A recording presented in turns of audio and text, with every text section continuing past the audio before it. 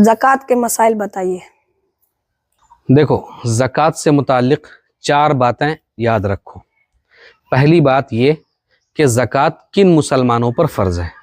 दूसरी बात ये कि ज़कात किन मालों पर फ़र्ज़ है। और तीसरी बात ये कि ज़कात किन को देना चाहिए।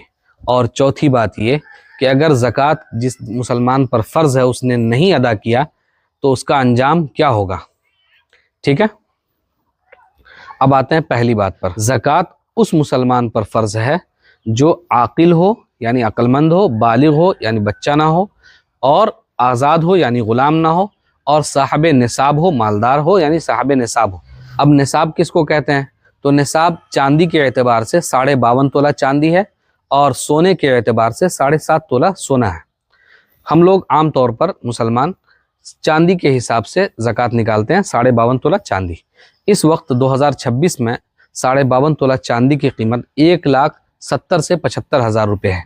ठीक है, तो जिस इंसान के पास 1,70,000 से 75,000 रुपये हैं और उस माल पर साल भी गुजर गया, यानी 1 साल मुकम्मल हो गया, वो बैंक में पड़े हुए हैं, तो उस मुसलमान पर ज़कात अदा करना लाजिम है, वाजिब है, ज़रूरी है।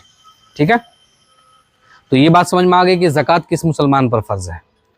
अब आते हैं नंबर 2 पर कि ज़कात किन मालों पर फ़र्ज़ है। तो समझ लो कि 3 तरह के मालों पर ज़कात फ़र्ज़ है, और उनमें से पहला है सोना चांदी, जबकि वो निसाब तक पहुंच गया हो। सोना और चांदी अगर थोड़ा थोड़ा हो और दोनों मिलाकर अगर चांदी के निसाब तक पहुंच गया, यानी 52.5 तोला चांदी की कीमत तक पहुंच गया, तो फिर ज़कात अदा करना होगा। दूसरा है रुपए पैसे। तो अगर आज के डेट में किसी मुसलमान के पास 1,70,75,000 रुपये हैं और उस पर 1 साल गुजर गए हैं, तो अब उसको ज़कात अदा करना लाजिम होगा 2026 में, चूँकि चांदी की कीमत बढ़ गई है बहुत ज़्यादा। तीसरा है माल तिजारत, यानी तिजारत का माल। अब वो कुछ भी माल हो सकता है। अब वो चाहे किराने का दुकान हो, मेडिकल की दवाई हो, या हार्डवेयर का सामान हो, कुछ भी हो, दुकान में जितना माल है, अगर उसकी कीमत पहुंच रही है 1,70,000 से 75,000 रुपये और वो साल भर तक इसी तरह रहता है, ठीक है, कम नहीं होता, ज़्यादा होता जाता है, कम नहीं होता है, उसकी कीमत कम नहीं होती है, ज़्यादा होती जाती है, कम नहीं होती है उसकी कीमत, तो उस सूरत में उस तिजारत के माल पर भी ज़कात है। ठीक है, इसी तरीके से आम तौर पर जिन चीज़ों में ज़कात नहीं फ़र्ज़ है, लेकिन अगर उसको भी तिजारत के माल के लिए के तौर पर अगर बेचा और ख़रीदा जाए तो उस पर भी ज़कात होगी। जैसे ज़मीन है, मकान है, गाड़ी है, ये सब अगर अपनी ज़रूरत के लिए हो तो उस पर ज़कात नहीं है, लेकिन अगर उसी ज़मीन को ख़रीद रहा है इस नीयत से कि आगे चलकर वो उसको सेल करेगा, बेचेगा, तो अब उस ज़मीन की कीमत पर ज़कात है। इसी तरीके से गाड़ी है, गाड़ी अगर अपने चलाने के लिए है तो उस पर ज़कात नहीं है, लेकिन अगर गाड़ी इस नीयत से ख़रीद रहा है कि आगे चल के उसको फ़रोख्त करेगा, बेचेगा, तो फिर उसकी कीमत पर भी ज़कात है। यही हाल मकान का है कि मकान पर अपनी अगर रहने के लिए या अपने रिश्तेदार को देने के लिए ख़रीद रहा है तो उस पर ज़कात नहीं है, लेकिन अगर वो इस नीयत से ख़रीद रहा है कि आगे चल के उसको बेचेगा तो फिर उस पर ज़कात है। समझ में बात आ गई?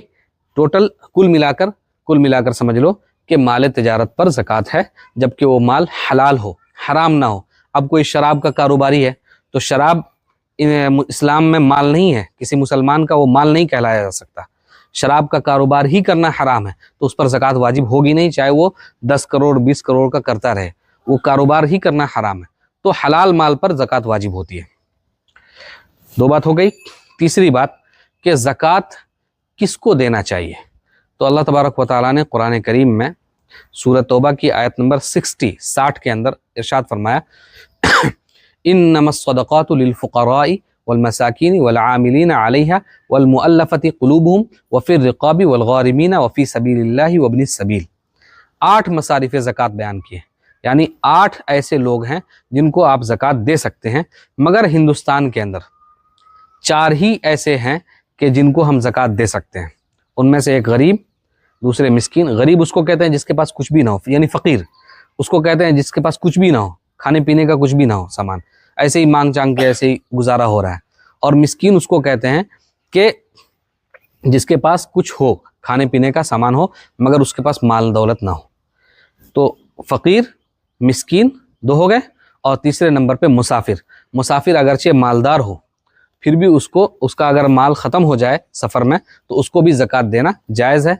और चौथे नंबर पे है मकरूज़, यानी अगर किसी के ऊपर कर्ज़ है तो मालदार मुसलमान को चाहिए कि उसको अपना ज़कात का पैसा दे दे ताकि वो कर्ज़ अपना उतार ले। तो 4 चीज़ें आज के ज़माने में नहीं हैं और 4 चीज़ें आज के ज़माने में हैं। कौन कौन चीज़ें आज के ज़माने में नहीं हैं? पहला, मुअल्लफ़त क़ुलूब नहीं है। दूसरा, ग़ुलाम की आज़ादी का कोई सिस्टम नहीं है, ग़ुलाम बांदी का कोई सिस्टम है नहीं। तीसरा, मुजाहिद फ़ी सबीलिल्लाह हिंदुस्तान के अंदर वैसा कुछ सिस्टम है नहीं।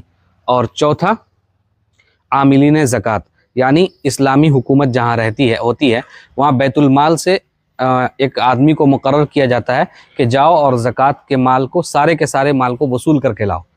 आज जो मदारिस के सुफ़रा वग़ैरह जाते हैं तो वो सारा माल नहीं लेते हैं, उनको थोड़ा सा दिया जाता है, तो इसलिए वो आमिलीन ज़कात नहीं है। ठीक है, तो ये हो गए 3 बात हो गई।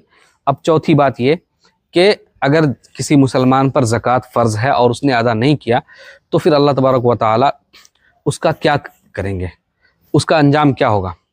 तो इसको अल्लाह तबारक व तआला ने सूरत तौबा ही की आयत नंबर 34 और 35 में इरशाद फरमाया, वल्लज़ीना यकनिज़ून अज़्ज़हब वल-फ़िद्दता वला युनफ़िक़ूनहा फ़ी सबीलिल्लाहि फ़बश्शिरहुम बिअज़ाबिन अलीम, कि जो लोग सोने चांदी को जमा करके रखते हैं और उसमें से अल्लाह के रास्ते में खर्च नहीं करते हैं, तो ऐसे लोगों को ए नबी आप दर्दनाक अज़ाब की खुशखबरी सुना दीजिए।